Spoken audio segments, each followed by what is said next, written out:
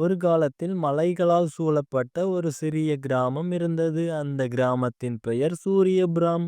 அங்கே வாழ்ந்த மக்கள் அனைவரும் கடினமாக உழைப்பவர்கள். ஆனால் ஒரு பெரிய பிரச்சனை மட்டும் இருந்தது. யாருக்கும் யார் மேலும் நம்பிக்கை இல்லை.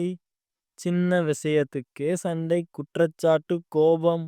அவன் அப்படித்தான், இவள் நல்லவள் இல்லை என்ற வார்த்தைகள் அந்த கிராமத்தில் சாதாரணமாக கேட்கப்பட்டன. அதே கிராமத்தில் வாழ்ந்தான் ஒரு இளைஞன், பரதன். பரதன் மற்றவர்களை விட வேறுபட்டவன்.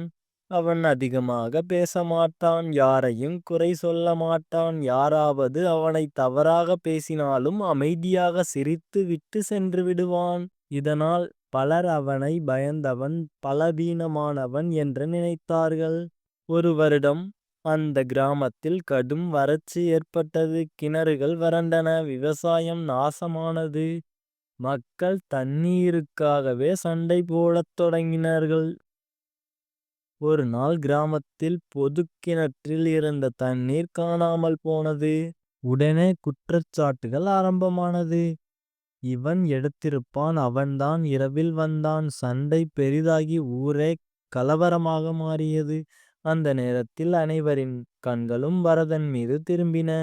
நீதான் எதுவும் பேச மாட்டேன்னு இருப்பே, உள்ளுக்குள்ள ஏதாவது செய்திருப்பாய் என்று சிலர் கத்தினார்கள். பரதன் அமைதியாக நின்றான். அப்போது கிராமத்தில் மூத்தவர் ஒருவர் பேசினார். ஒரு நாள் முழுக்க யாரும் எதுவும் செய்யாதீர்கள். இன்று இரவு எல்லோரும் வீட்டில் இருங்கள், நாளை உண்மை வெளிவரும். அனைவரும் சந்தேகத்தோடு சென்றார்கள். அந்த இரவு பரதன் மட்டும் அமைதியாக கிணற்றின் அருகே சென்றான். அங்கே அவன் பார்த்த காட்சி அவனை அதிர்ச்சியடைய செய்தது. கிணற்றின் பக்கத்து மண் உடைந்து தண்ணீர் வேறு பாதையில் வெளியே சென்று கொண்டிருந்தது. அவன் உடனே மண்ணை சேர்த்து கற்களை அடுக்கி தண்ணீரை வீணாகாமல் தடுத்தான். அதை முடித்த பிறகு அவன் யாரிடமும் சொல்லாமல் அமைதியாக வீட்டுக்கு சென்றான். மறுநாள் காலை கிணற்றில் தண்ணீர் மீண்டும் நிரம்பியது. மக்கள் ஆச்சரியப்பட்டார்கள்.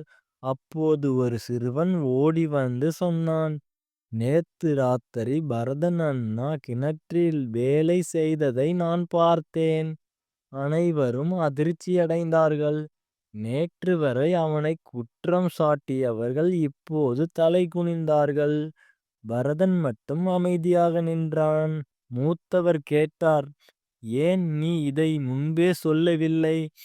பரதன் மௌனமாக சொன்னான், சார், நான் பேசினால் என்னை யாரும் நம்ப மாட்டார்கள். ஆனா என் செயல் பேசும். அந்த வார்த்தைகள் முழு கிராமத்தையும் அமைதிக்குள் தள்ளியது. அந்த நாளுக்குப் பிறகு சூரியபுரம் கிராமம் மாறியது. மக்கள் பேசும் முன் சிந்திக்கத் தொடங்கினார்கள். குற்றம் சாட்டுவதற்கு பதிலாக உதவி செய்ய ஆரம்பித்தார்கள். பரதன் அந்த கிராமத்தின் தலைவராக தேர்ந்தெடுக்கப்பட்டான். ஆனால் அவன் மாறவே இல்லை. அதே அமைதி, அதே பணிவு, அதே செயல். உண்மையான வலிமை கூச்சலிடுவதில் இல்லை, அமைதியாக செயல்படுவதிலே இருக்கிறது. வார்த்தைகள் சிலரை ஏமாற்றலாம், ஆனால் செயல் எப்போதும் உண்மையை சொல்லும். மௌனம் பலவீனம் இல்லை, அது ஒரு பெரிய சக்தி.